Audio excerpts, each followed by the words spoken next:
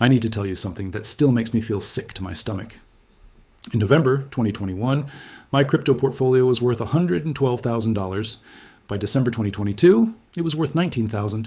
I lost $93,000, and I watched it happen in slow motion, unable to do anything but refresh my phone every 5 minutes, hoping things would turn around.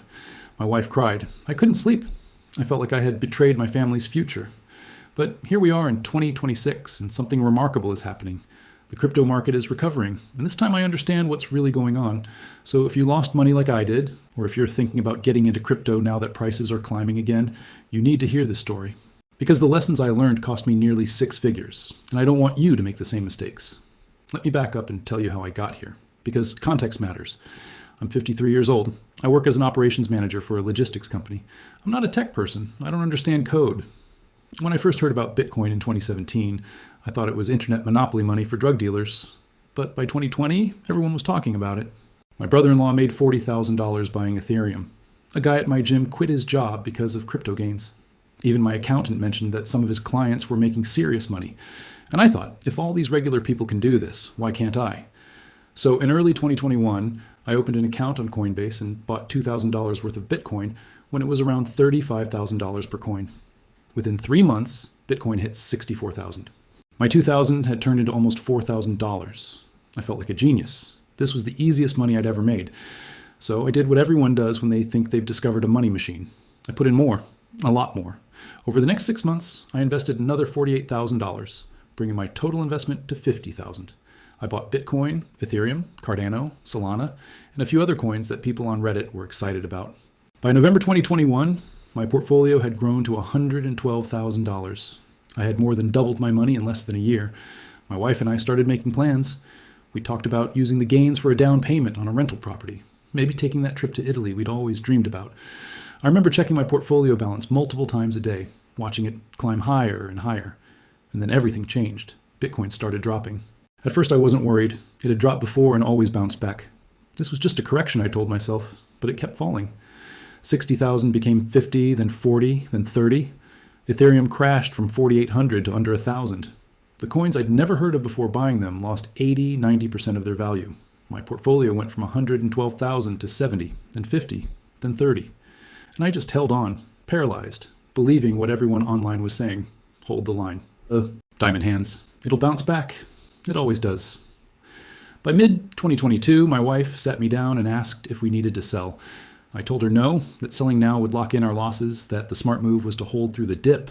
But the dip kept dipping. Bitcoin fell to 16,000. My portfolio hit 23,000.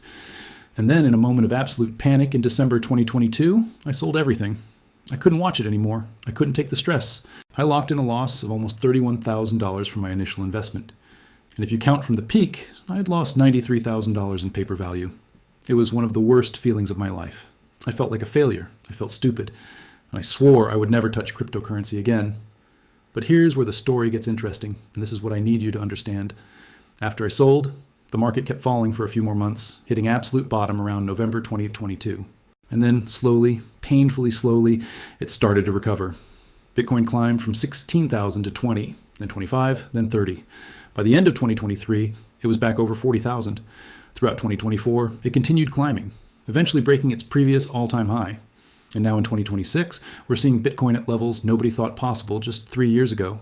If I had simply held through the pain, not only would I have recovered my losses, I'd be sitting on substantial gains right now. Instead, I sold at almost the exact bottom and watched the recovery happen without me. So why am I getting back into crypto now? And why am I telling you this matters? Because this time, I actually understand what I'm doing, and the landscape has fundamentally changed in ways that make this recovery different from the last cycle. Let me walk you through what's actually happening and why even someone my age who lost a fortune should pay attention. First, institutional adoption has crossed a threshold that can't be reversed. When I first bought Bitcoin, it was still considered fringe. Serious financial institutions wouldn't touch it. Now, we have BlackRock, the world's largest asset manager with over $10 trillion in assets, running a Bitcoin ETF that brought in billions of dollars in its first months. Fidelity, Invesco, and other major players have similar products. This isn't retail speculation anymore. This is pension funds, insurance companies, and sovereign wealth funds adding Bitcoin to their portfolios. That changes everything about price stability and long-term viability. Second, the regulatory picture has clarified dramatically. One of the biggest sources of fear in the last cycle was regulatory uncertainty. Would the government ban crypto? Would exchanges be shut down? Would holding Bitcoin become illegal? Now we have frameworks in place. The SEC has approved spot Bitcoin ETFs. Major banks are offering crypto custody services. Countries are establishing clear tax rules and trading regulations. It's not the Wild West anymore. And while that might make crypto less exciting to some people, it makes it far more investable for people like me who need some level of predictability and legal clarity. Third, the technology and infrastructure have matured significantly. Transaction speeds have improved. Costs have come down through layer 2 solutions. The user experience is getting better, though it's still not perfect. And most importantly, real-world use cases are emerging beyond just speculation. We're seeing Bitcoin used as a hedge against currency devaluation in countries with unstable economies. We're seeing Ethereum power actual decentralized finance applications that people use. We're seeing stablecoins facilitate international remittances more efficiently than traditional banking. This isn't just about price speculation anymore. There's actual utility developing. But here's what I'm doing differently this time, and this is the crucial part if you're considering getting into crypto during this recovery. I am not putting my retirement savings into cryptocurrency. That was my biggest mistake last time. I treated crypto like it was a sure thing, instead of the high-risk speculative asset it actually is. This time, I have 5% of my investment portfolio allocated to crypto. 5%? That's a number I'm comfortable with. If it goes to 0, I'll be disappointed but not devastated. If it goes up 10 times, I'll be very happy. But either way, I can sleep at night, and that's the key when you're over 50. I'm also only buying Bitcoin and Ethereum now. No random altcoins, no coins that promise to revolutionize everything, no meme coins, just the 2 most established cryptocurrencies with the longest track records, the most institutional support, and the clearest long-term value propositions. Bitcoin is digital gold, a store of value. Ethereum is a platform for decentralized applications. I understand what these things are and why they might have value in the future. Everything else is too speculative for me now. I'm using strict dollar cost averaging.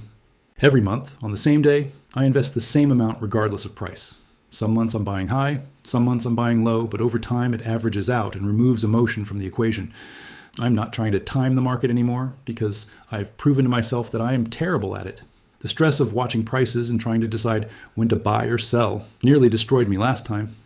And most importantly, I have an exit strategy this time with predetermined price targets. If Bitcoin reaches certain levels, I'm taking profits.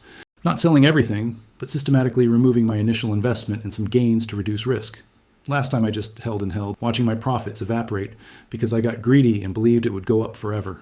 This time, I'm treating this like the volatile investment it is, with clear entry and exit points. I also keep my crypto on a hardware wallet now, not on exchanges. I learned about counterparty risk the hard way when FTX collapsed and people lost everything they had on that platform. Not your keys, not your coins, as they say in the crypto world. It's an extra layer of security that gives me peace of mind. Look, I'm not here to tell you to buy crypto. I'm not a financial advisor. I'm just a regular guy who made expensive mistakes and learned from them. But if you're curious about this market recovery, if you're wondering whether you missed the boat or if it's too late, here's my honest assessment. The crypto market moves in cycles. Huge bull runs, followed by devastating crashes, followed by slow recoveries, followed by new bull runs. We've seen this pattern multiple times now. Where we are in the current cycle, nobody knows for certain. But the fundamentals supporting crypto adoption are stronger now than they've ever been. If you're going to participate in this recovery, do it intelligently. Only invest money you can genuinely afford to lose. Understand that crypto is volatile and will test your emotional resilience. Don't invest your emergency fund. Don't invest money you need for retirement. Don't let fear of missing out drive your decisions. Set clear rules for yourself and stick to them no matter what. And whatever you do, don't panic sell at the bottom like I did. That's the one lesson that cost me the most. The crypto market recovery is real, but it's not a straight line up. There will be pullbacks. There will be moments of fear. There will be times when you question everything. But if you approach it with realistic expectations, proper risk management, and genuine understanding of what you're buying, you might look back in a few years and be glad you participated. Or you might lose money. That's the reality of speculative investing, and anyone who tells you otherwise is lying.